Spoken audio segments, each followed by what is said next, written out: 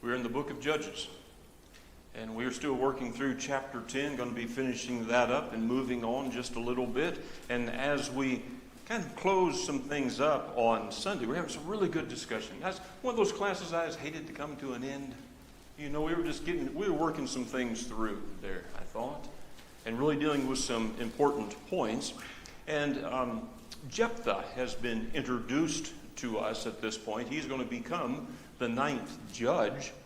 And here God is looking at his people who are being greatly oppressed by their enemies. And finally they have come to a point of saying, "We have sinned against you, forsaking our God and serving the Baals," they say. Chapter 10 and verse 10.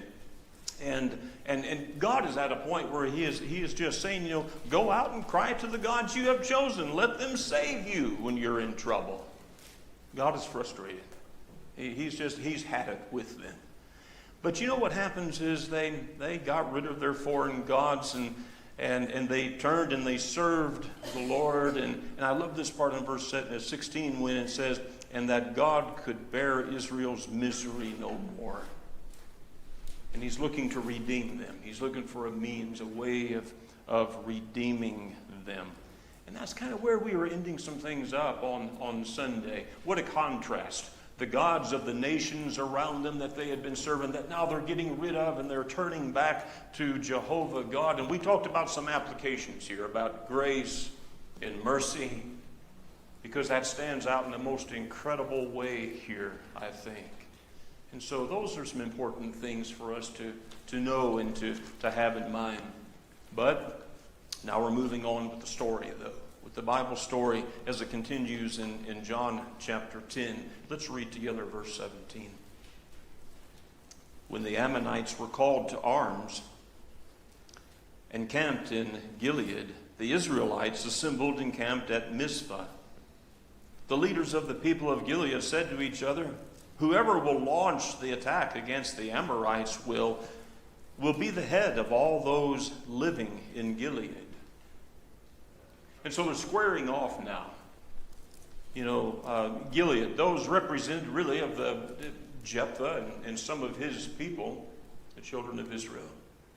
And you have the Ammonites that are throughout that region of Gilead. And so you kind of look at this, here's Mizpah, this is where some of God's people are.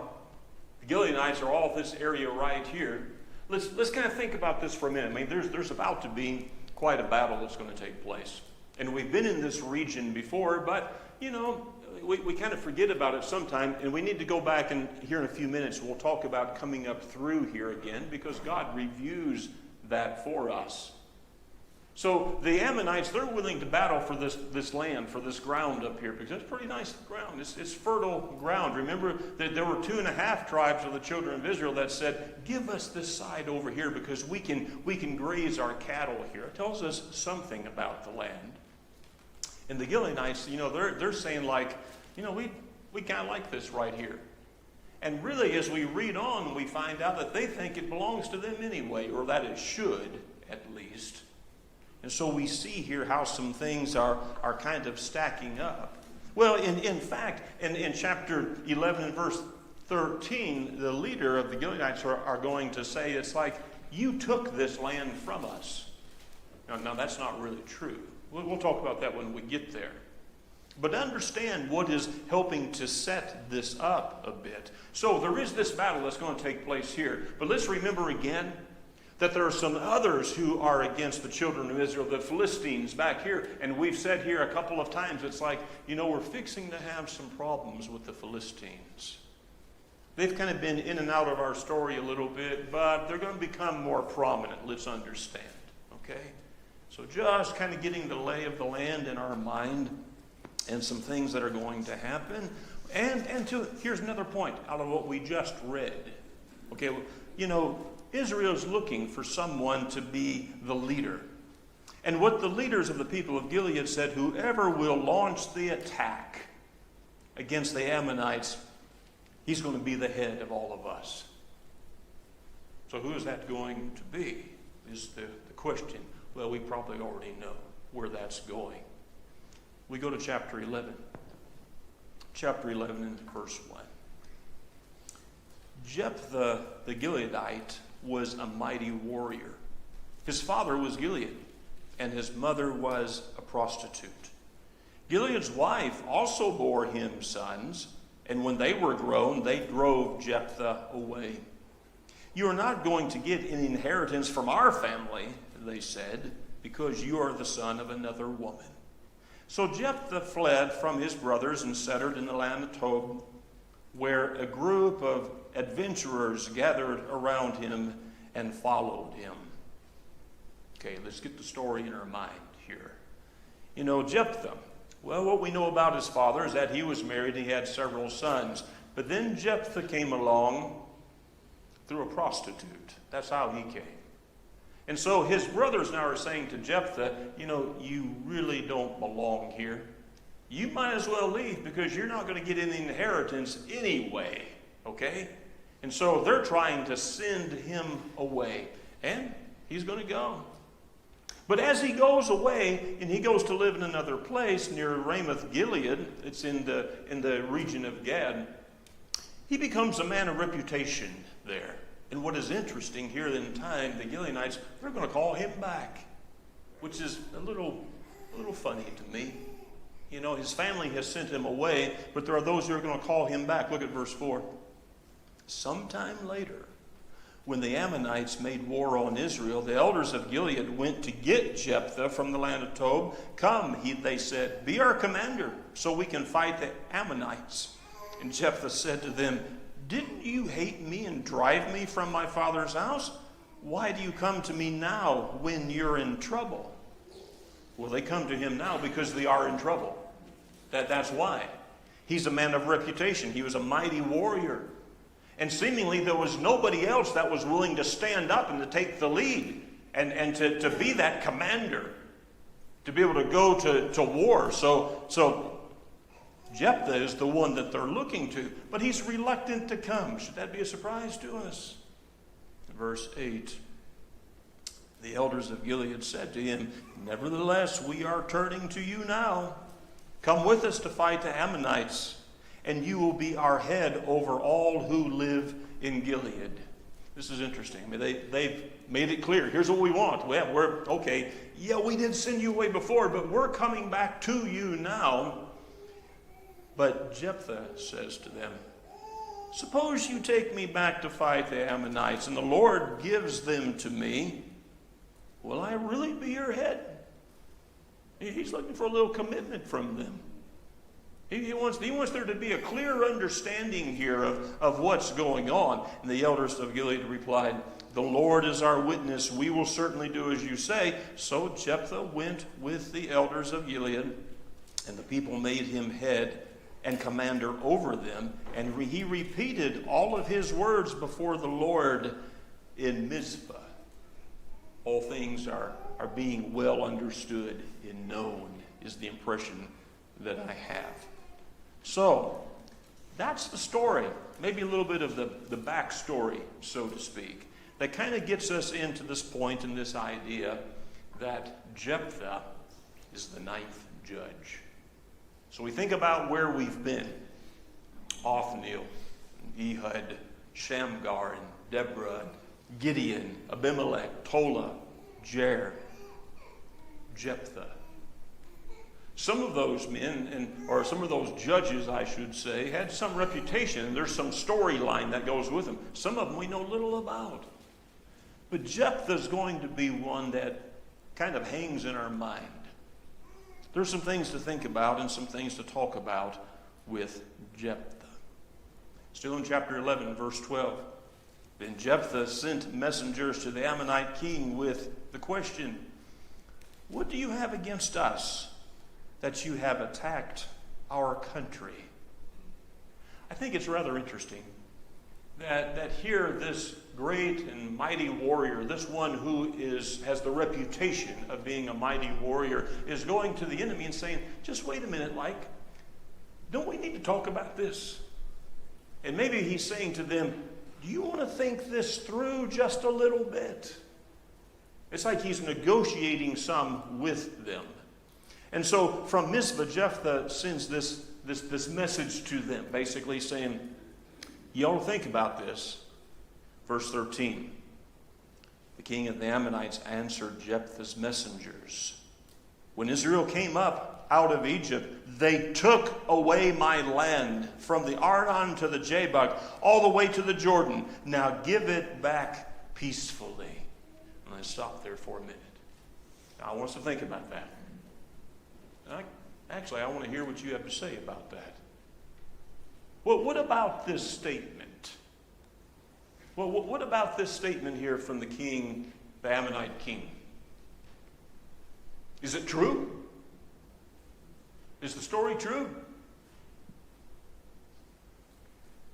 We have to think back. This has been part of the story we came through here a while ago. Remember? You took this land from us. What do you think about that? It's not a trick question. But you're going to have to think about it just a little bit. And we have to go back a little bit to think about the storyline. Listen, Jephthah's going to give an explanation here. And I want us to read this because we need to go back and just be refreshed of what happened and what's going on. I mean, basically, Jephthah is going to say, no, that's just not how the story goes. Let's read a little bit. I want you to follow because we're reading several verses here. Israel did not take the land of Moab or Ammon. So Jephthah's going to tell this story. Here's the review. God gave us this review. We need to give some attention to it. Verse 14. Jephthah sent back messengers to the Ammonite king, saying, this is what Jephthah says. Israel did not take the land of Moab or the land of the Ammonites. But when they came up out of Egypt, Israel went through the desert to the Red Sea and on to Kadesh. Then Israel sent messengers to the king of Edom, saying, give us permission to go through your country. But the king of Edom would not listen. So they sent also to the king of Moab, and he refused. So Israel stayed in Kadesh. Next they traveled through the desert and skirted the lands of Edom and Moab, and passed along the eastern side of the country of Moab, and camped on the other side of the Arnon. They did not enter the territory of Moab, for the Arnon is its border. Now do you remember? Do you remember when they were, let's back it up a little bit. Jephthah did. He backed up in the story here, okay? And he says, remember when we were all the way back in Egypt, and we came out of Egypt, and we crossed over the Red Sea, and we came down here to Mount Sinai, and in time we came up here to Kadesh Barnea, and they sent the spies in. Remember now? And you know what happened there? They didn't enter into the land, and so they wandered for 40 years. But now, finally, they're going to make a movement. Edom and Moab, the king said, no, you can't come through here. It would have been so nice to go up the king's highway. That would have been so easy for them to do that. But no, the kings said, no, you can't do that. And so they kind of snuck around the side to make their way around. You remember that? That's what Jephthah's talking about. Well, there wasn't any opposition, not real opposition, until they got up to the Arnon River right here. And there's a king up here in Sihon. And he says, you're not coming through here. And Israel said, Moses said, we're not trying to do anything, just let us pass through. But what did the king do? Went to war. He lined up against Israel. Not a good choice. He lined up against Israel, but God was with Israel. And so that part didn't work out too well. Verse 19. Israel sent messengers to Sihon, king of the Amorites. Oh, Amorites. And who ruled in Heshbon. And he said to them, let us pass through your country to our own place. Sihon, however, did not trust Israel to pass through his country. He mustered all of his men and encamped at Jahaz and fought with Israel. Then the Lord, the God of Israel, gave Sihon and all his men into Israel's hands, and they defeated them. Israel took over all the land of the Amorites who lived in that country, capturing all of it from Arnon to the Jabbok, and from the desert to the Jordan.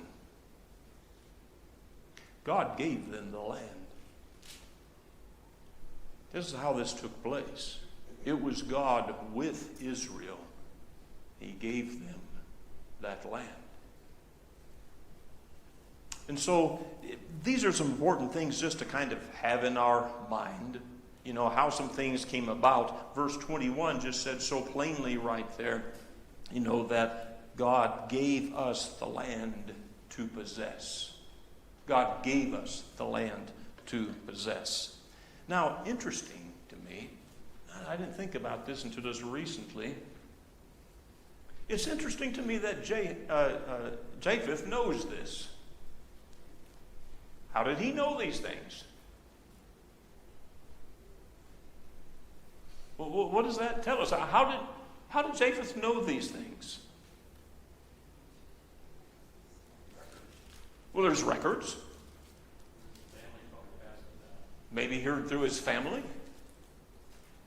There is some teaching that took place somewhere where he and there are others who know, who weren't there long ago, but know the story of how these things transpired.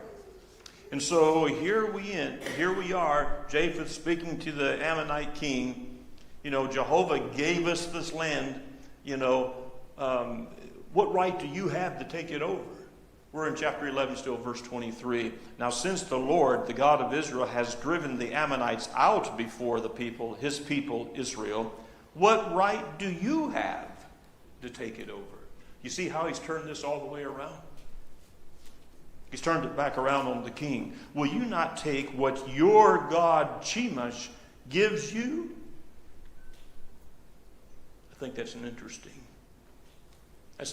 little turn on things. He says, wouldn't you accept what your God gives you? He has just said, our God, Jehovah God, gave us this land. Wouldn't you accept what your God gives you?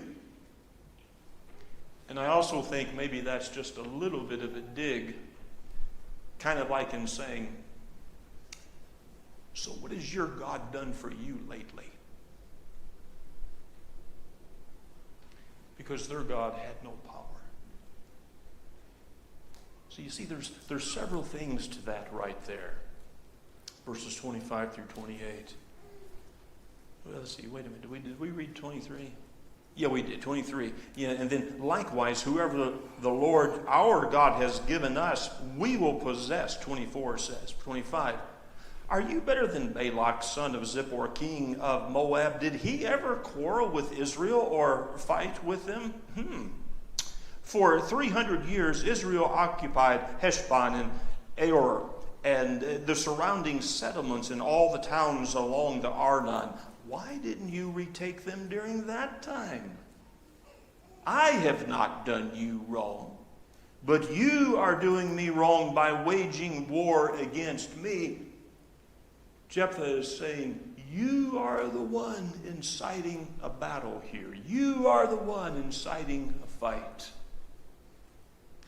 And he's reminded him, here's what our God has done for us in the past. He gave us this land. And it's like he's saying, what do you think's going to happen if we go to battle now? You remember the last battle that took place here didn't go good for King Sihon. It's like he's saying, do you want to think this through? But there's going to be a battle. And the people of God are going to be successful because God is with them. Just like before. I have not done you wrong, but you are doing me wrong by waging war against me. Let the Lord, the judge, decide the dispute this day between the Israelites and the Ammonites. We know how this is going to go. But here we come into verse 29. Some really important things kind of take place and come out of this right here. Verse 28, and the king of Ammon, however, paid no attention to the message that Jephthah sent him. Then the Spirit of the Lord came upon Jephthah, and he crossed Gilead and Manasseh and passed through Mizpah of Gilead, and there he advanced against the Ammonites. And Jephthah made a vow to the Lord. If you give the Ammonites into my hand, whatever comes out of the door of my house to meet me when I return in triumph from the Ammonites will be the Lord's, and I will sacrifice it as a burnt offering. Then Jephthah went out over to fight the Ammonites, and the Lord gave them into his hands. He devastated 20 towns from the Aor to the vicinity of Minnith and as far as Abel-Keramim. Thus Israel subdued Ammon. You know, Jephthah tried to warn him. This is what's going to happen right here. You know, and God was with them. And really we could say God had called him. But now we get to this interesting part. And has caught the attention of several of you because you've already said, I'm anxious to hear what you have to say about Jephthah and his vow. And I've said, I'm anxious to hear what you have to say. So what happens here? Verse 34. When Jephthah returned to his home in Mizpah, who should come out to meet him but his daughter, dancing to the sound of tambourines? She was an only child. Except for her, he had neither son nor daughter. When he saw her, he tore his clothes and cried, "Oh, my daughter, you have made me miserable and wretched, because I have made a vow to the Lord that I cannot break." Oh, can we imagine? Can we even imagine the emotions of Jephthah? He has just come from a great victory. But now there is misery. He was obviously not expecting his daughter to be the first one that he saw. But then we come to this age-old question. What exactly does this mean? Did Jephthah really offer his daughter as a burnt offering? Is that what's inferred? Is that what it is saying? And this is a tough one. You know, and I will say, I mean, we can have a little bit of discussion about this, but we're only going to discuss it so long because when it's all said and done, well, we're still going to be asking some questions. That's the way that is. So let's read this a little bit further. Then we're going to come back and we're going to talk. So I want to hear what you have to say about this. Verse 36. Let's read this other part. "My father," she replied, "you have given your word to the Lord. Do to me just as you promised. Now that the Lord has avenged you of your enemies, the Ammonites, but grant me this one request." She said, "Give me 2 months to roam the hills and weep with my friends, because I will never marry." "You may go," he said. And he let her go for 2 months. And she and the girls went into the hills and wept because she would never marry. All right. This is the scene as it's unfolding. And now we have to start asking some questions that goes along with our previous questions. You know, what exactly is she mourning? You know, she's talking about, she's mourning not marrying. She's mourning her virginity, I think some texts may say. But here is the debate. Did Jephthah literally sacrifice his daughter, or did he dedicate her to service to the Lord? Whatever it was, Jephthah was true to his word, and he kept his vow. Because verse 39 says, "After 2 months she returned to her father, and he did to her as he had vowed, and she was a virgin. From this comes the Israelite custom that each year the young women of Israel go out for 4 days to commemorate the daughter of Jephthah the Gileadite." All right, I wish you would solve the mystery for me. He didn't have any other kids. Who exactly was he expecting to come out first? Well, I mean, was his he? dog, his servants, his wife? What are we talking about? I don't know. Okay. I was just Well, he was certainly not expecting her because he was surprised. So it wasn't what he was expecting. We know that. What did he expect to come out of his house? I mean, here's a case of a man who makes a rash statement out of his own arrogance of who he was. And he regretted regrets, I'm sure regretted having that he made it, but he made it anyway, which teaches a lesson to be careful about what we say. Yep. And what we say we're going to do or don't do. And guard carefully our words, or else we may wind up. Deuteronomy 12:31 says, "You shall not worship the Lord your God in that way, for every abomination to the Lord which he hates, they have done to their gods, for they burned even their sons and daughters in the fire of their gods." So he talks about people doing that kind of thing. Yeah. And we looked at Sunday a passage or two from Leviticus where God was condemning that. You know, the offering of human sacrifice, child sacrifice. God was condemning that. So the idea of God looking with pleasure at Jephthah making a vow and it being his daughter that comes out and that he's going to offer his daughter as a human sacrifice, oh, this becomes quite a quandary here. Would God be satisfied or pleased Jephthah offering his daughter as a human sacrifice? That seems contrary, to some other things that God says. The point about rash vows is maybe one of the primary points that really has to stand out. Be careful what you promise. And when we make a vow, whatever it may be, a vow to do something or not do something, we better be serious about what we're saying, making a vow, whatever it is about. Let's go to Jeff, and then we're going to Ben. And I was just going to what they had in the book where they offered, I think, two things that make sense to me together. One is there was a way of sacrificing and another kind of sacrifice for a rash vow, that rather than having to keep the rash vow. And there was also a sacrifice in the case where you could not perform a sacrifice, a burnt offering sacrifice, if there was something you could An alternative. in place of that. Mm-hmm. And what all the repercussions of that were, I don't know, but at least you had to do these sacrifices because by that.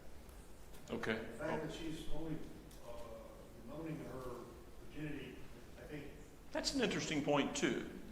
Let me go into grieve for 2 months, that I'm never going to marry my virginity. I think I'd be saying I want to moan about dying, being offered as a sacrifice. But that's one other thing. Ben? I'm not going to try to answer did he or didn't he, but Well, I was expecting you to. I know when I go home, the first thing that comes out of my house to greet me is the dog. Is it possible that, maybe he has a farm and he's got land and he's thinking the first thing that comes running toward me? I don't know, maybe. But I want to make this observation that I think oftentimes we overlook because we get to this question. I'm very impressed with his daughter. She says, "You've made a vow to the Lord. You have to keep it. Even though it comes to my detriment, you keep your vow to God." I'm very impressed with her. Yeah. You made a vow to God, and you must keep that. That says to me that she has some understanding of what it is to stand before God and live before Him. Where did that come from? Well, again, Jephthah seems to know the Bible story about how Israel came from Egypt and came to where they were. That there was something that was happening there as far as some understanding of God's people goes. Sarah? Well, later, obviously, we haven't gotten to Samuel yet, but when Samuel was born, there's the element of dedicating your child to the service of the Lord. So maybe it's something like that where we don't have priestesses and things like that mentioned as much right here, but maybe that's more the idea of, I'm going to give this sacrifice to you. He's not going to get to be grandpa. She's not going to get to be a mom and whatever. And maybe that's part of that moaning my virginity because she's not going to get to do, you talked about Jacob and Leah and Rebecca, and they want to have children for their husband, for the continuation of the nation and all that stuff. So maybe that's an element that's why that's in the Okay, I think there's a point to this. Look, there's in the big picture, there are basically two sides. There's two ways of looking at this. You can take a very literal view of it. Look at some of these words at face value. I will offer him up as a burnt offering. He said, whatever, I'll offer him up as a burnt offering. Interesting. You look at about 8 or 9 different versions or translations of the Bible, and you're going to be about split 50-50. Some say offer him up as an offering, and some will say offer whatever up as an offering, whatever comes out the door. You know, well, that's confusing. I wish it was just one way or another. I think that would help me to draw a little firmer line on this. You know, Jephthah was quite specific in his vow, a burnt offering. You know, that part we can see, and no big discussion on that. Well, typically what's offered as a burnt offering? Well, there was human sacrifice that was done, but God's condemned that over and over again in Leviticus and Deuteronomy and some other places. So there's that. You know, the burnt offering part, we understand. He was specific about that. But now we're still back to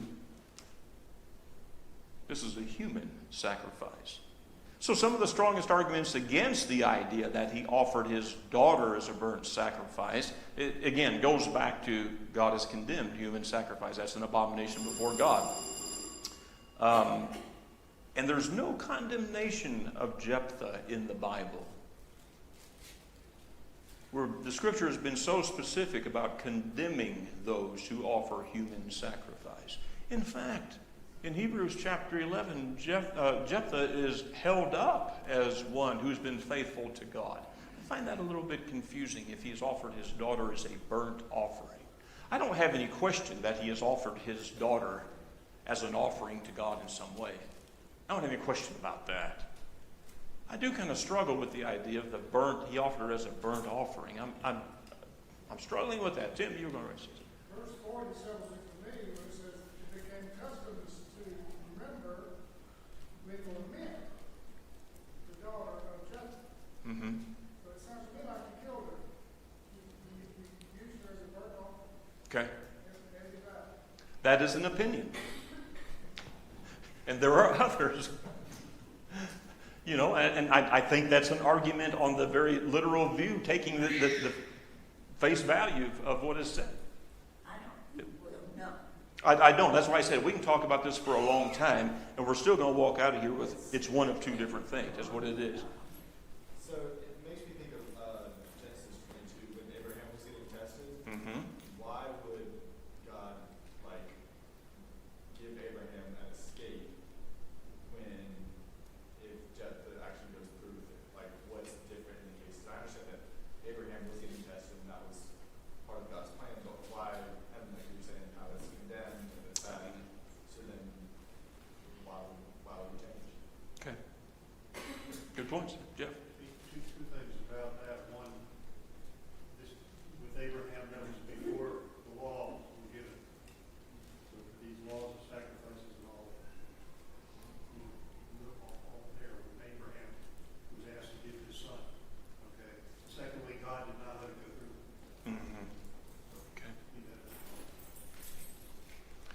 You know, depending on which side of the bed I get up, there are some days that I can make some real strong arguments on a very literal view of this. The next day, I can make some really strong arguments on he dedicated his daughter to service of the Lord, kind of like Samuel.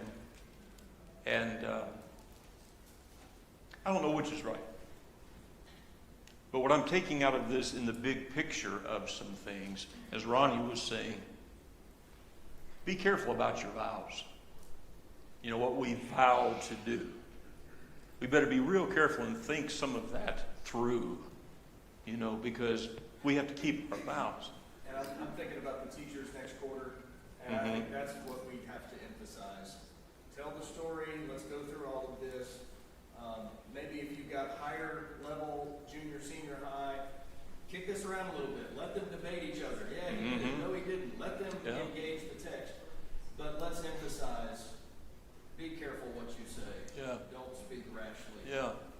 And some of the best scholars among even those of our fellowship don't agree. And I'm not on the same level they are, you know. So I'm going to be careful about being very dogmatic about a conclusion on this. Wayne? Well, I hate to even say this, but Well, don't. well, the wording that he gave when he made the promise was that he would offer sacrifice. Mm-hmm. Would there be any chance that God might have accepted that offer and refused it if it was like we're talking about a human sacrifice? Mm-hmm.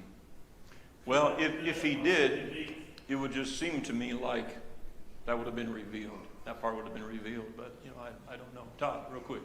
I think ultimately, as important as be careful what you vow, be careful what you say, how you use your words.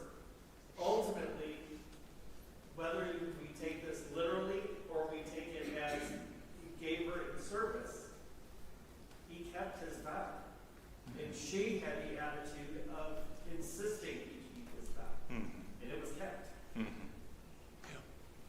I think that's good. Ronnie, you're just dying to say something more. Yeah, I just keep thinking, why are we running to run away from what is obvious in the text? Mm-hmm. There's some awful things that we're told in the Bible. Mm-hmm. Not only this story, but lots of other stories that we could relate, that we just kind of throw our hands and just, how is this possible? How could people be this way? Think about our world today. There's a name of Jeffrey Dahmer. What did he do? Mm-hmm. Cut up people and put them in the basement or under that flooring of his house. What other things could we cite? Awful things that people do. And so let's not back away from the obvious into the story and to realize how awful people can become and take warning in that in regard to ourselves. That sin is evil. That sin is corrupt. But Jephthah wasn't trying to be, it had nothing to do about being evil. This was about a vow that he made. Dave, you got 30 seconds. You want to say something? But he had a way out of that. When it says, I think verse 3 of chapter 11, somebody that's having worthless people, Mm-hmm. to me, that pretty much says Okay. who he was. Okay, very good. Chapter 12 is where we start on Sunday. So glad you're here tonight.